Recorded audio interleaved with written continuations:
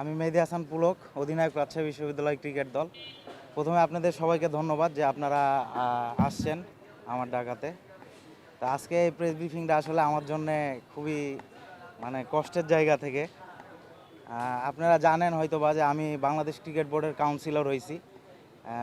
তো সেই জায়গা থেকে আসলে অনেক চিন্তাভাবনা, টানাপড়া আর দোটানার মধ্যে দিয়ে সিদ্ধান্ততে পৌঁছাতে হয়েছে। একদিকে জাতীয় দায়িত্ব, যেখানে দেশের হয়ে কাজ করার সুযোগ এসেছে, যা আমার কেরিয়ারের স্বপ্ন দায়িত্ববোধের সাথে জড়িত। অন্যদিকে ছিল রাজশাহী বিশ্ববিদ্যালয় রাকসু নির্বাচন, যার সাথে যুক্ত আমার অনেক আশা, পরিশ্রম ও বিশ্ববিদ্যালয়ের প্রতি ভালোবাসা। এ দুয়ের মাঝে আমি দাঁড়িয়ে একটা বিষয় ভেবে দেখেছি যে আমি যেখানেই থাকি না কেন আমার বিশ্ববিদ্যালয়ের জন্য কাজ করার দরজা কখনো বন্ধ থাকবে না। কিন্তু দেশের দায়িত্ব যখন সামনে এসে দাঁড়ায় তখন সেটিকে অগ্রাধিকার দেওয়াই একজন খেলোয়াড়, একজন প্রতিনিধি ও একজন সন্তানের মতো কর্তব্য আমি মনে করি।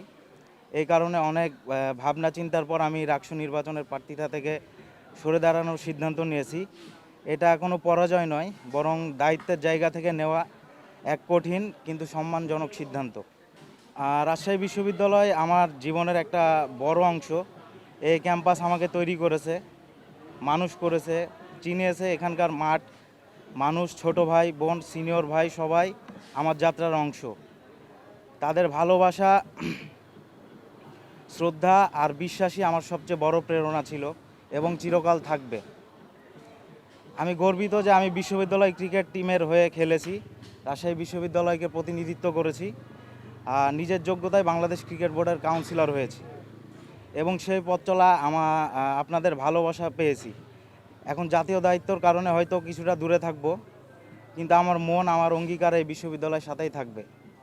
আমার এই সিদ্ধান্তকে আপনারা যেন বোঝেন, সমর্থন করেন আর দোয়া করেন যেন আমি যেখানেই থাকি রাজশাহী বিশ্ববিদ্যালয়ের নাম আরও গর্বের সাথে তুলে ধরতে পারি। এটাই আমার একমাত্র কামনা।